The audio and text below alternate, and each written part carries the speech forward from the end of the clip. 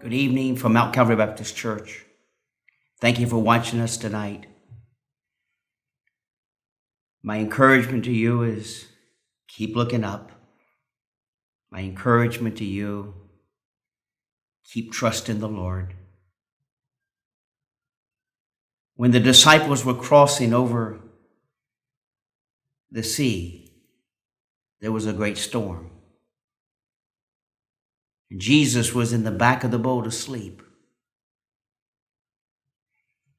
And they went to the back of the boat and woke up the Lord Jesus Christ. And he took care of the storm for them. When the storms come, let's go to the back of the boat and let's tell the Lord about the storms. He can take care of the storm. He can turn the darkness into light. He can stop the storms. I'm here tonight to try to encourage you a little bit. Let's keep looking up. Let's trust God through whatever we go through. This world is His, and He's in control. I hope you enjoy the service tonight. Dave Jones is going to come at this time and lead. Mayong gabi sa inyong tanan. Welcome sa tuwang Sunday service. Igsuon, mga Kristohanon, just turn your eyes upon Jesus in this time of trouble. Ato di pa kantawon, turn your eyes upon Jesus. Oh soul, are you weary and troubled? No light in the darkness is seen. There's light for a look at the Savior, and life more abundant and free. Turn your eyes upon Jesus. Look full on His wonderful face, and the things of earth will grow strange with Him into light of His glory and grace. Through death into life everlasting, He passed, and we follow Him there. Over us sin no more had dominion, for more than conquerors we are. Turn your eyes upon Jesus. Look full on His wonderful face, and the things of earth will grow strange with Him into light of His glory and grace. His word shall not fail you, He promised. Believe Him, and all will be well. Then go to a world that is dying, His perfect salvation to take.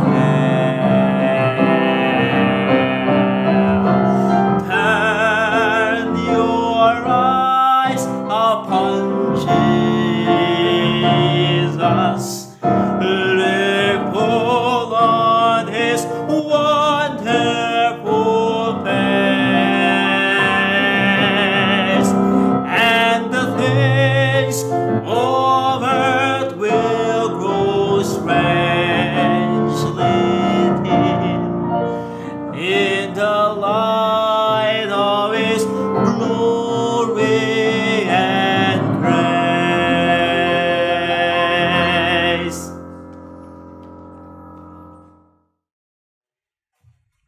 Let's go to the Lord in prayer and ask God to help us.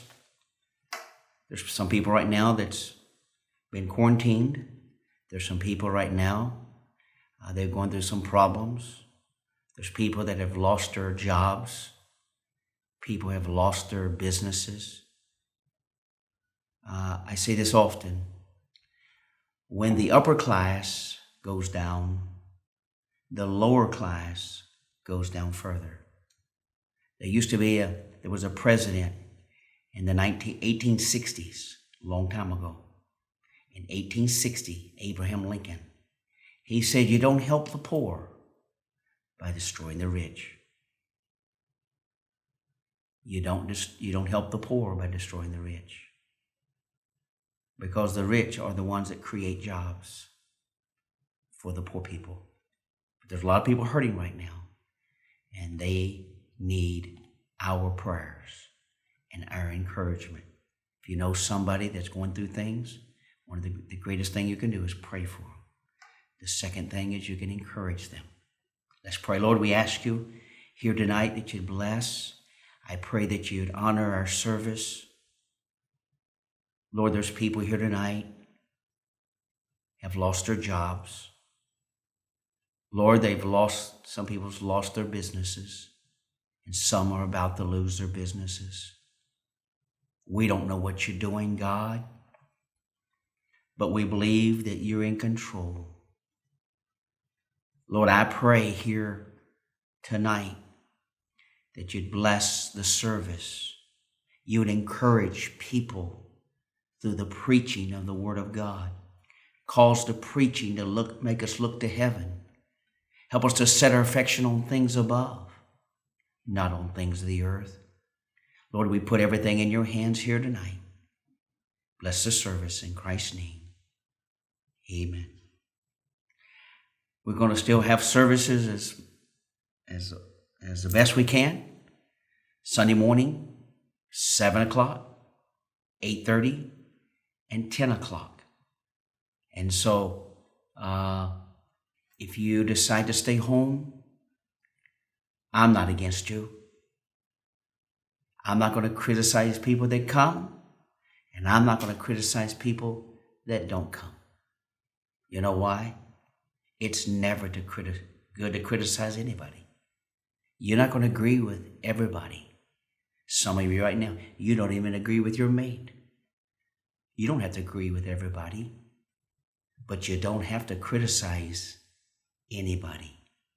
I'm not telling you have to agree with everybody. So if people want to come, leave them alone. If they don't want to come, leave them alone. It's not your business. We want to take care of everybody else's business, but our business. So, in college, we don't know. We'll trust God for tomorrow. I'm not going to worry about tomorrow. God tells us to take care of today. Serve God today. And let him take care of tomorrow. Jesus may come back tonight. And you're worried about tomorrow. Don't worry about that. You know what? We have a choice in this time. We have a choice. We can live in fear just like lost people.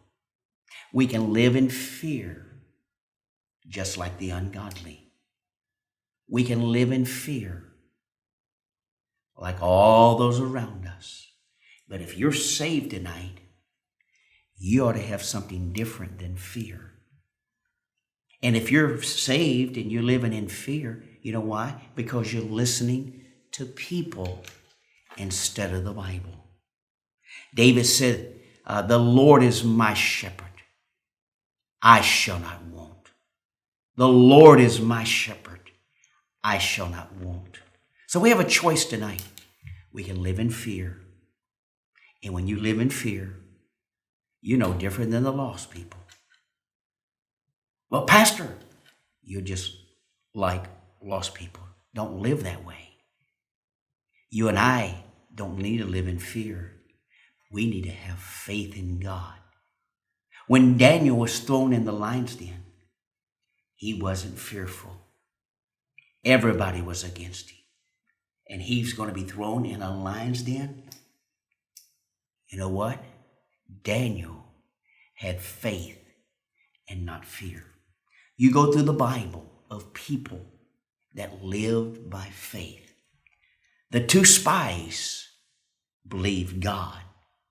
And the other 10 spies, they lived in fear.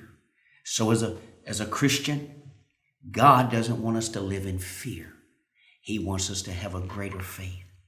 And you know what? Your faith should shine. And your faith should influence those around you. Did you know lost people are looking at you? New believers are looking at you. That's why God's people need to be strong in their faith. Right now, that's when you need great faith, when there's great difficulties. At this time, David Jones is going to come in the lead, and then we have a special, and then Ronald is going to come and preach for us tonight, and he'll be a blessing to you.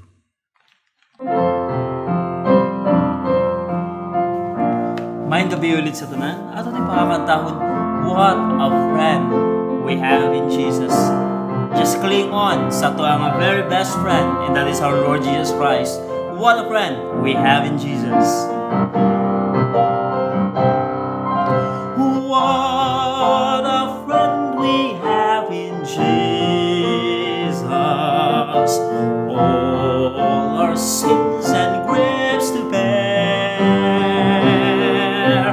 What a privilege to carry everything to God in prayer. Oh, what peace we often forfeit. Oh, what needless pain we bear. Oh, because we do not carry everything to God in prayer. Have we trials and temptations? Is there trouble anywhere? We should never be discouraged. Take it to the Lord in prayer. Can we find a friend so faithful, who will all our sorrow share? Jesus knows our every weakness.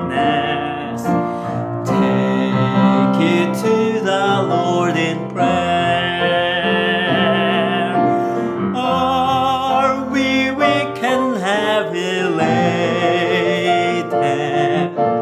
covered with a load of care?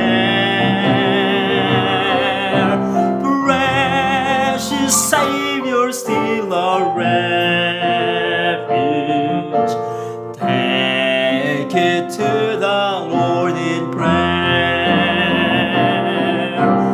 Did thy friends despise, forsake thee? Take it to the Lord in prayer. In his arms he'll take and shield thee. Thou wilt find a solace there. This time, may natay isa ka din doon na special.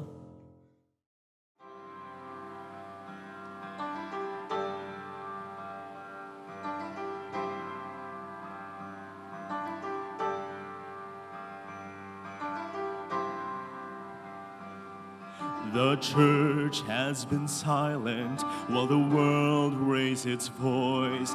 In loud and angry tones they took the lead. But all across creation, there's a rumbling in the hills as the chosen one of God stand up and make his message known. I'm gonna shout it from the housetops, proclaim it from the mountaintops, tell the world around me Jesus saves. I have made my choice, I'm gonna make a joyful noise. The world hear my voice, Jesus saves.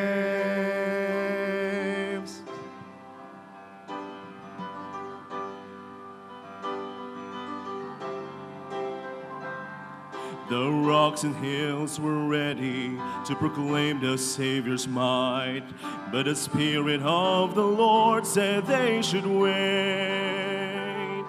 You see, God knew his children were ready to march on and proclaim his word throughout the land and seal the devil's fate. But the world still tells us daily that God is not alive. Salvation's plan is just a fairy tale. But their lives don't change the truth. Jesus died for you, and the world still says returning could happen any day. I'm gonna shout it from the housetops, proclaim it from the mountaintops, tell the world around me Jesus saves. I have made my choice, I'm gonna make a joyful noise. The world hear my voice, Jesus saves. We have heard the joyful sound. Jesus saves, Jesus saves. Spread the tidings all around. Jesus saves, Jesus saves. I'm gonna shout it from the housetops, proclaim it from the mountaintops, tell the world around me Jesus saves. I have made my choice, I'm gonna make a joyful noise. The world hear my voice, Jesus saves. The world hear my voice, Jesus saves. The world hear my voice, Jesus saves. Jesus saves. Mayong buntag sa tanan, salamat sa Ginoo sa kaning higayon nga gihatag niya sa tua nga kita makatuon sa iyang pulong. Isa sa pinaka nindot nga mga regalo sang Dios sa aton kinabuhi, the Word of God, the Bible. Nganuman, kay tungod ang Bible mao ni siyang guide nato kung paunsa kita makaadto sa langit. Ana pa gani sila nga ang Bible, B-I-B-L-E, Biblical Instruction Before Leaving Earth. So mao ni siyang instruction sa Ginoo sa tua bago moabot ang kamatayon sa tua. Instruction sa Dios sa tua kung paunsa ta makaadtog langit. Instruction sa Ginoo sa tua kung paunsa kita mga buhi diri sa yuta. So karon nga buntag, please open your Bible in 2 Timothy chapter number 1 verse number 12. So naa na tay isa ka verse nga basahon diri ug amazing kayo nga sa isa ka verse perting daghanag truth nga pwede nato nga makuha diri. 2 Timothy chapter 12, 2 Timothy chapter 1 verse number 12.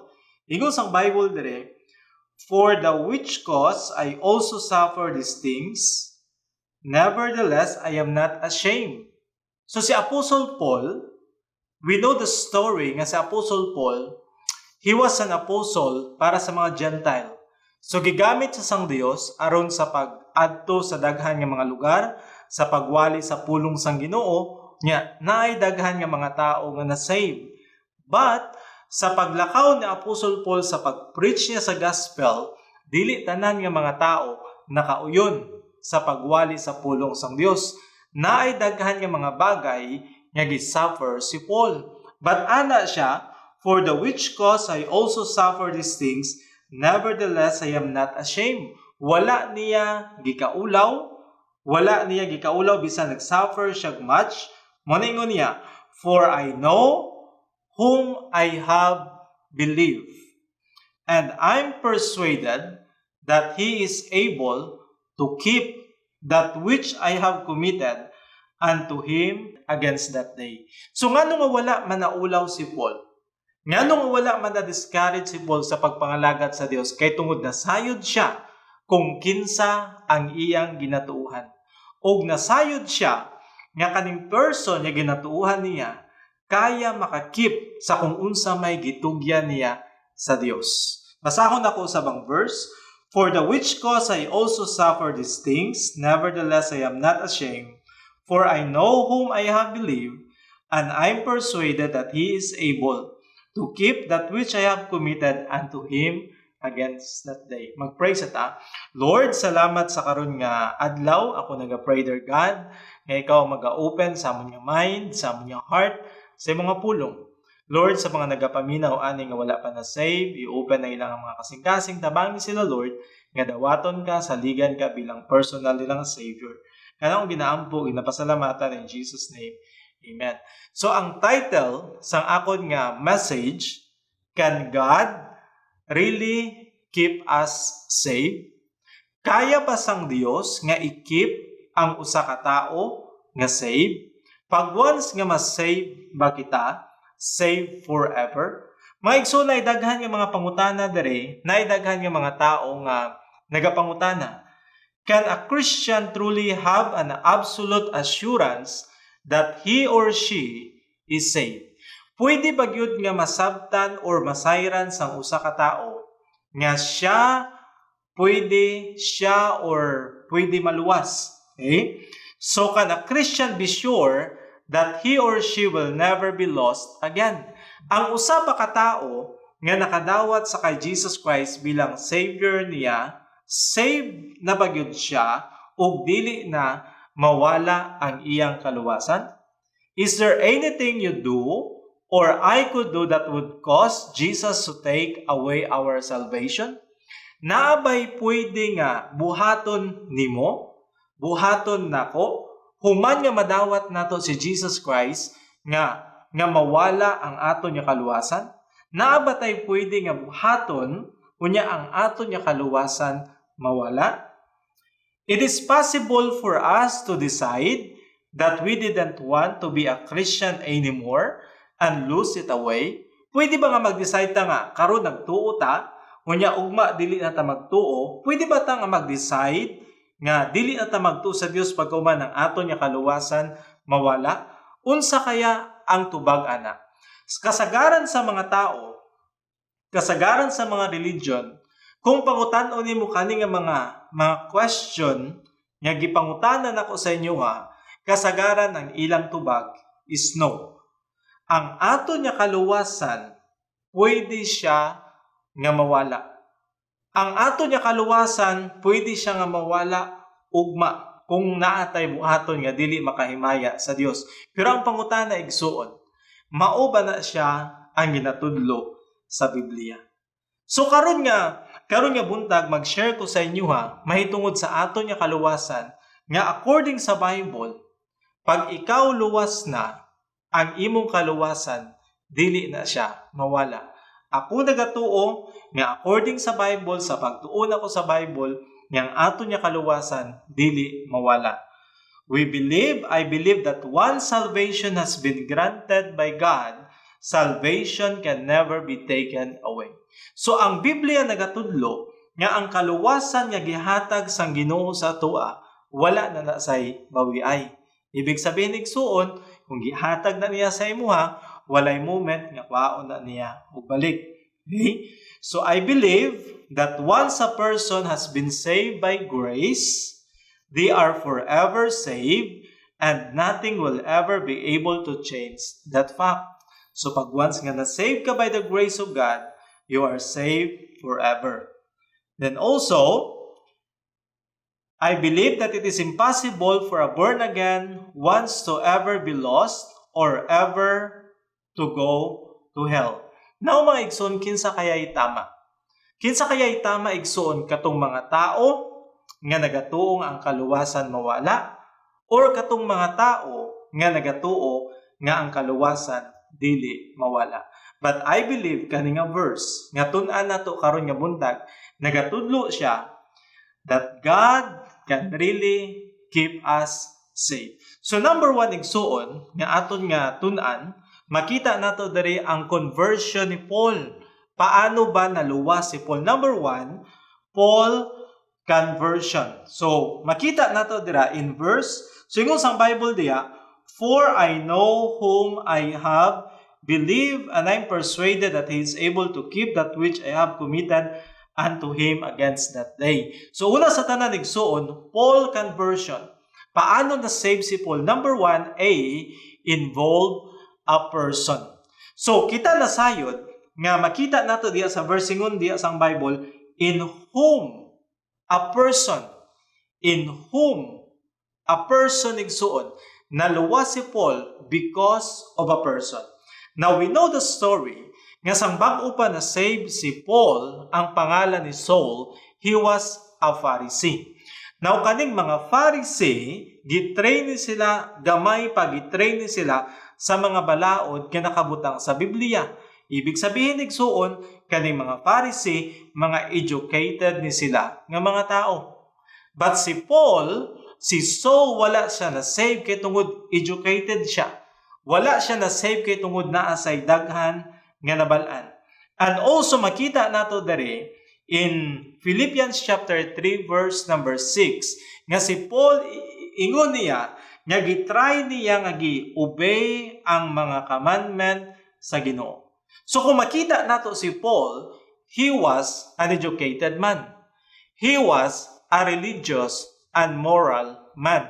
Baligsuon, si Paul, wala siya na-save kay tungod educated siya.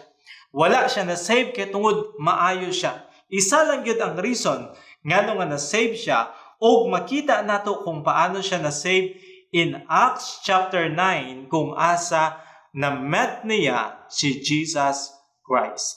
Na-save siya kay tungod nagkaroon siya og personal nga relationship sa kay Jesus Christ. Amen? So, ang pag-adto sa langit, dili religion. Ang pag-adto sa langit, personal relationship to the Lord Jesus Christ. Let us open our Bible.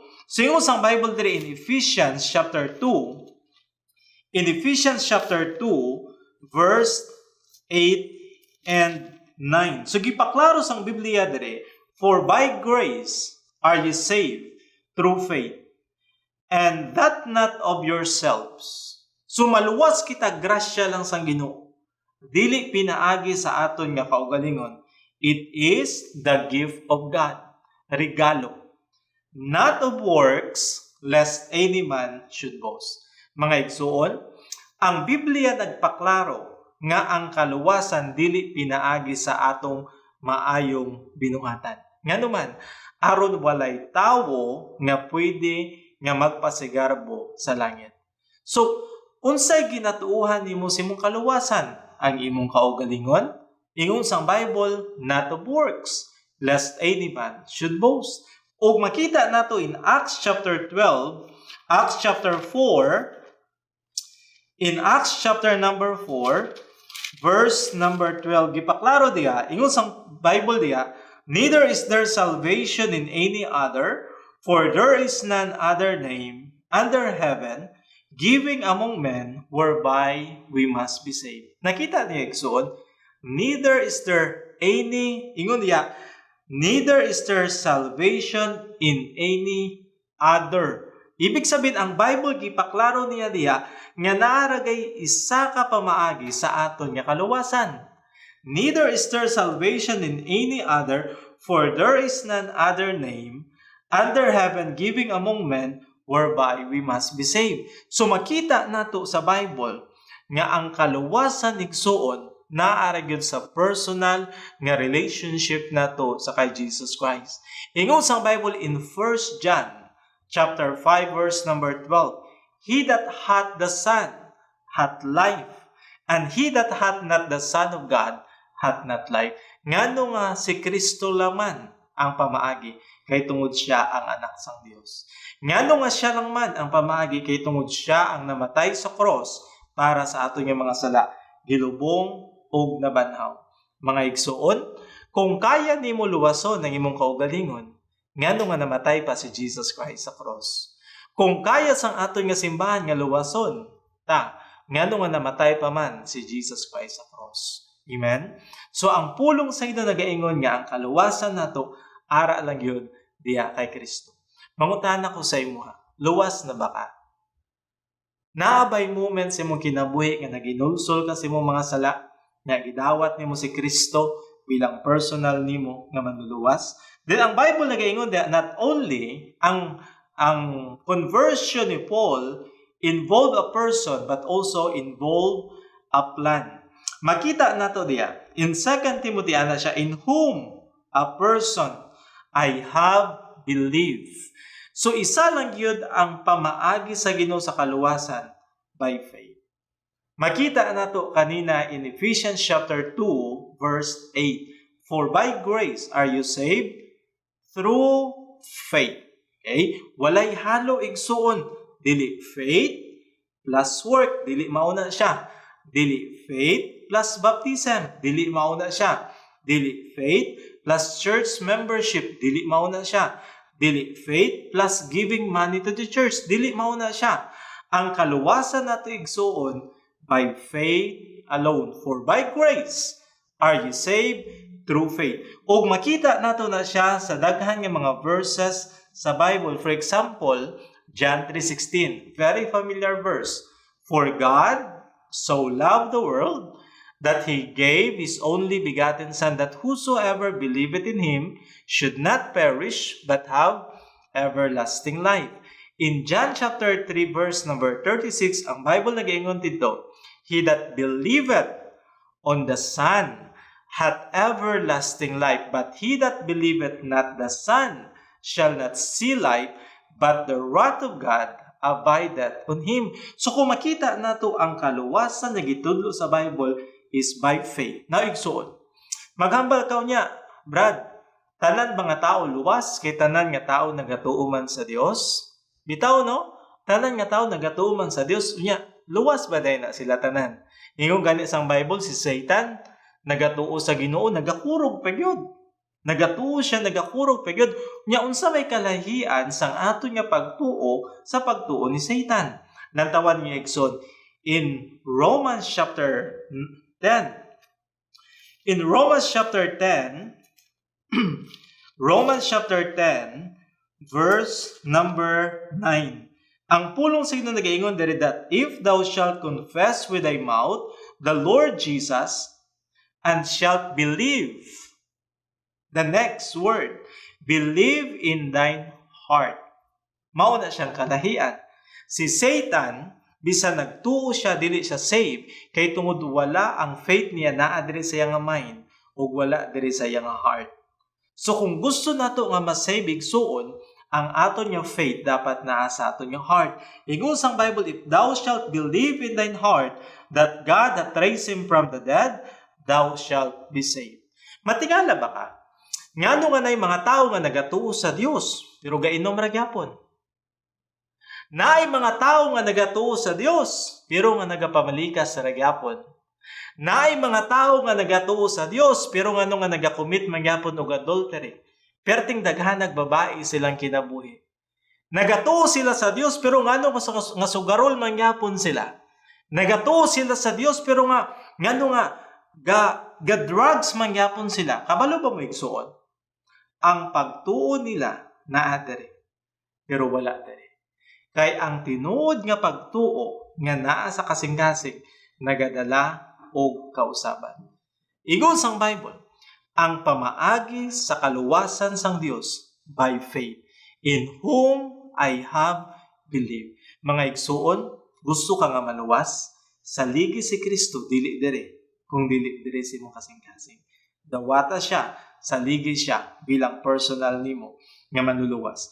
Now, ang conversion ni Paul dili lang involve a person, involve a plan, but also makita nato igsuon involve a permanence. So makita nato dira permanence. Ang ibig sabihin kanang dili siya mausab. In whom I have, ingon niya diha, for I know whom I have believed. I have believed. Ang ibig sabihin ana igsuon sang words diha nga I have believed, this means that it is an action that has been completed in the past once for all, not needing to be repeated again. Ang ibig sabihin, basahan ako usab, this means that it's an action that has been completed in the past once for all, not needing to be repeated ever.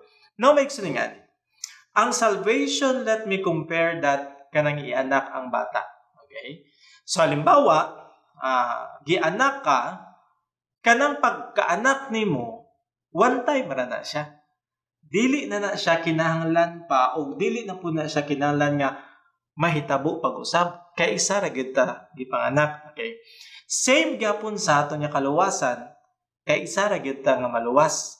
Sa time nga gidawat nato si Jesus Christ bilang Savior nato, dili na nato na siya kinahanglan nga buhaton pag-usab. Nganuman, kay tungod ang kaluwasan nato dili man mawala, kay isa ra ta maluwas ug maluwas ta hangtod sa hangtod na siya. Gipanganak ta sa pamilya sa Dios ug hangtod sa hangtod na siya. So kung makita nato, ang kaluwasan ni Paul, it involved a person. It involved a plan, belief, and also it involved a permanence. Ang ibig sabihin, ang kaluwasan ni Paul knows that his salvation is permanent thing. It never needs to be redone and will last forever. Nindot kayo ang kaluwasan ni Apostol Paul. So ang pangutana nako sa imo karon nga buntag, luwas na ba ka? Niabot na bang time igsuon nga niduol ka kay Kristo? Nangayo kag kapasayloan sa imong mga sala, gidawat nimo nga ikaw makasasala o gisaligan nimo si Kristo bilang personal nimo nga manluluwas. Mga igsuon, kay isa ra nimo na siya buhaton. Nga dawaton nimo si Kristo bilang Savior, pero mo nay maghatag o kausaban sa imong kinabuhi. When I was 20 years old, may nag-share ako sa gospel, February 2005. Gidawat nako si Jesus Christ sa ako niya kasing-kasing bilang Savior. Giluwas ko niya. Giusab niya ang ako niya kinabuhi. Now, I know I am saved. I know I have everlasting life. Magambal ka, hambog man kayo ka, Brad. Ngano nga maghambal maka na kay everlasting life? No. Ang Bible nagatudlo nga naa ko'y everlasting life. So itakal nato nganong ang kaluwasan nato dili mawala. Padigsuon karon nga buntag, base dili pa ka save. Why not diya sa mga lingkuranan magduol ka sa Dios? Why not diya sa mga balay magana ka, Lord, pasaylo ako sa akon nga mga sala. Lord, luwas ako sa impyerno. Lord, sulod sa ako niya kasing-kasing. Ginadawat ka bilang personal na ako na Savior. Hayop igsuon na gidawat nimo si Kristo bilang Savior nimo. Gina-encourage na ako ang tanan nga sa sunod nga week, mulan taw gyapon ta sa kaning nga programa, padayon nato ang aton nga lesson. Can God keep you safe? So itakil nato igsuon kung naluwas na ta, ang kaluwasan ba nato hangtod sa hangtod na. Salamat kaayo sa inyong mapag